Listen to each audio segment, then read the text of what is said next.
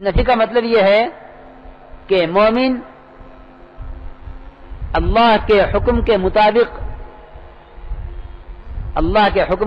قدم اٹھاوے اور جس چیز سے اللہ نے روکا ہے اس کے یہ خلاف ہو جاوے. مثال کے طور پر ہم کہتے ہیں کہ ستاروں سے نہیں ہوتا، ستاروں سے نہیں ہوتا.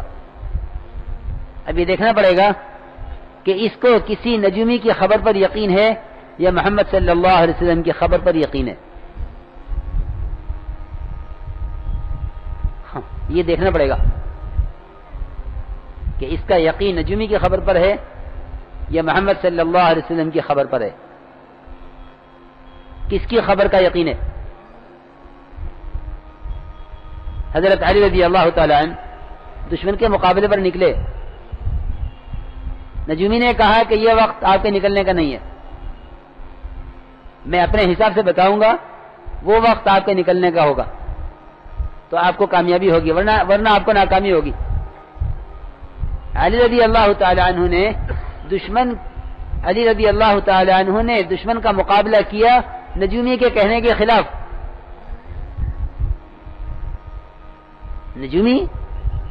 نجومی کی خبر کے خلاف، اور یہ فرمایا کہ جو تیری خبر کا یقین کرے آپ صلی اللہ علیہ وسلم نے فرمایا ہے کہ نجومی کافر کی طرح ہے، اس کا ٹھکانہ جہنم ہے. اس لیے مجھے تیری بات کا کوئی یقین نہیں ہے. اللہ کی نصرت، اللہ کی مدد حق ہے. یہ غور کرنے کی بات ہے کہ اگر ہم ستاروں کا انکار کرتے ہیں کہ ستاروں سے نہیں ہوتا تو ہمارا انکار یہ ثابت کرے کہ ہم نجومی کی خبر کا یقین نہیں کرتے.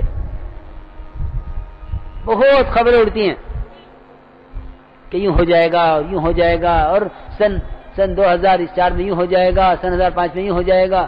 کہ نہیں، اللہ کے علم پر یقین رکھنے کا مطلب یہ ہے کہ غیب کا اللہ کے سوا کسی کو علم نہیں ہے، کہ غیب کا علم اللہ کے سوا کسی کو نہیں ہے. نبیوں کو بھی غیب کا علم نہیں ہے سوائے اس بات کے جو اللہ ان کو بتاوے، ورنہ نبی نہیں جانتے غیب میں کیا ہے. کہ نبی نہیں بتا سکتے کل کیا ہوگا جب تک اللہ ان کو اس کے علم نہ دے. میرے محترم دوستو بزرگوں، اسے کہتے ہیں ایمان سیکھنا سب سے پہلے اللہ کے غیر کے انکار سے. ابراہیم علیہ السلام نے یہ راستہ دکھلایا کہ چاند کا، سورج کا، ستاروں کا، نمرود کا، جتنی شکلیں بنی ہوئی تھیں،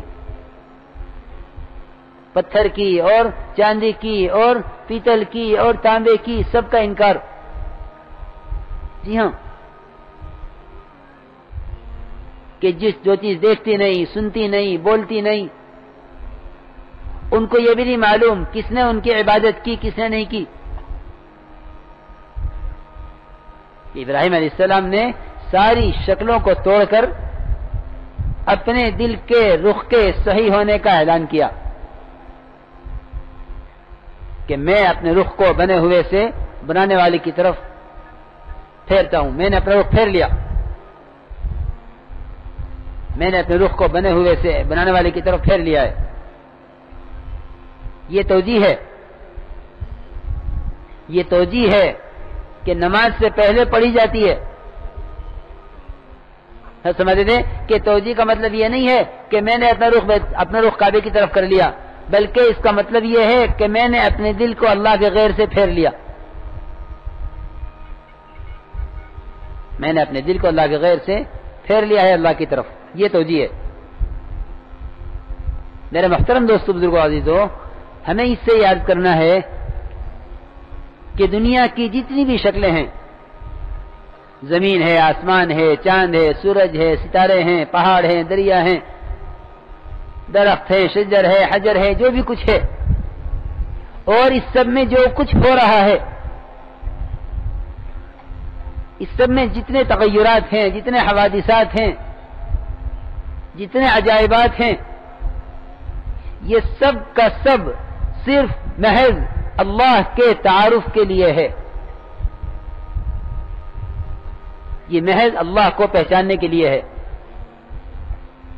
اللہ نے اپنی پہچان اور اپنی قدرت کا تعارف کرانے کے لیے یہ سارا دنیا کا گورا دھندا بنایا ہے، صرف اس لیے کہ اس بنے ہوئے سے ہمیں پہچانو۔ نبی کو حکم ہے، نبی جی ہماری بنائی ہوئی چیزیں ان کو بتلا بتلا کر ہماری یاد دلاؤ۔ ذکر انما انت مذکر، کہ آپ کا کام یہی ہے کہ آپ بنے ہوئے سے ہمارا تعارف کروائیے۔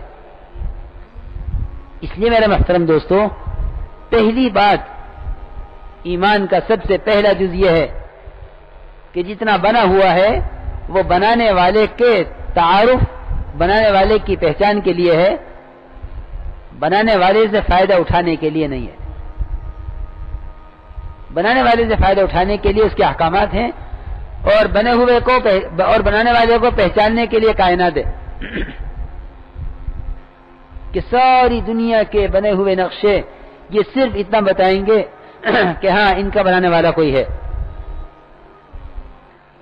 بلکہ حدیث میں بہت اچھی مثال دے کر سمجھایا کہ ایک اونٹ ایک جنگل سے گزرا، گزرتے ہوئے کسی نے نہیں دیکھا، لیکن وہاں اس کی مینگنیاں پڑی ہوئی ہیں۔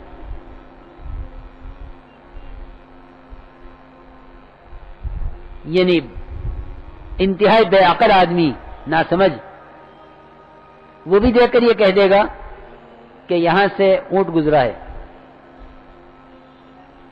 یہاں سے اونٹ گزرا ہے، حالانکہ اس نے اونٹ کو گزرتے ہوئے نہیں دیکھا۔ تو حدیث میں اللہ کے تعارف کو، اللہ کو سمجھنے کے لیے اتنی آسان مثال دی ہے کہ بنانے والے کو سمجھنے کے لیے اتنی آسان مثال دی ہے کہ جب یہ جنگل میں پڑی ہوئی میگنی بتا رہی ہے کہ یہاں سے اونٹ گزرا ہے، اور ہر کم عقل کا کم سے کم درجہ رکھنے والا یا بچہ بھی یہ کہہ دے گا کہ یہاں سے اونٹ گزرا ہے،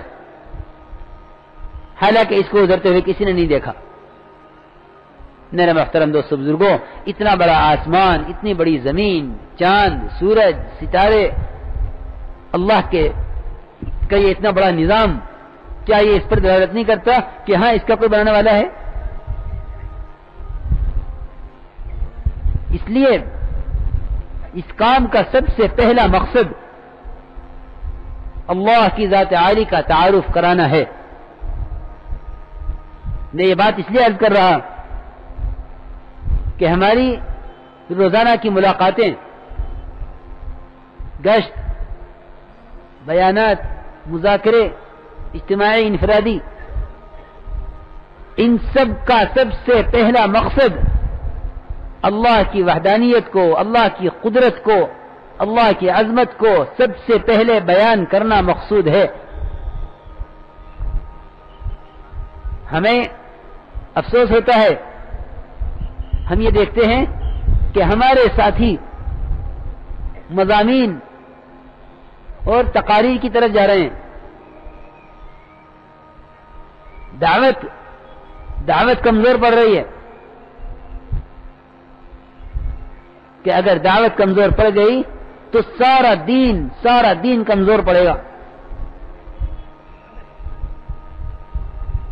ہمارا سب سے پہلا مقصد ہے کہ ہم اس دعوت کے ذریعے اللہ کا تعارف کرانا چاہتے ہیں، تاکہ اللہ کی عظمت، اللہ کی وحدانیت یہ دعوت سے دلوں میں اتنی کم سے کم اتر جاوے جو ہمیں اللہ کے احکامات پر کھڑا کر دے اور اللہ کے حرام کردہ چیزوں سے ہمیں بچا لے۔ پہلا مقصد ہے یہ کام سے۔ علماء نے لکھا ہے کہ اللہ کی وحدانیت کو بیان کرنا بذات خود مقصود ہے۔ احکامات کا علم حاصل کیا جائے گا عمل کے لیے۔ اس کا مطلب یہ ہے کہ احکامات کے علم سے فراغت ہو سکتی ہے. نماز کا علم حاصل کر لیا، نماز پڑھو. زکوٰۃ کا علم حاصل کر لیا ہے، زکوٰۃ ادا کرو.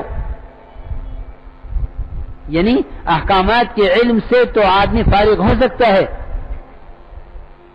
احکامات کے علم سے فراغت ہو سکتی ہے، لیکن اللہ کی وحدانیت کو بولنے سے فراغت نہیں ہو سکتی.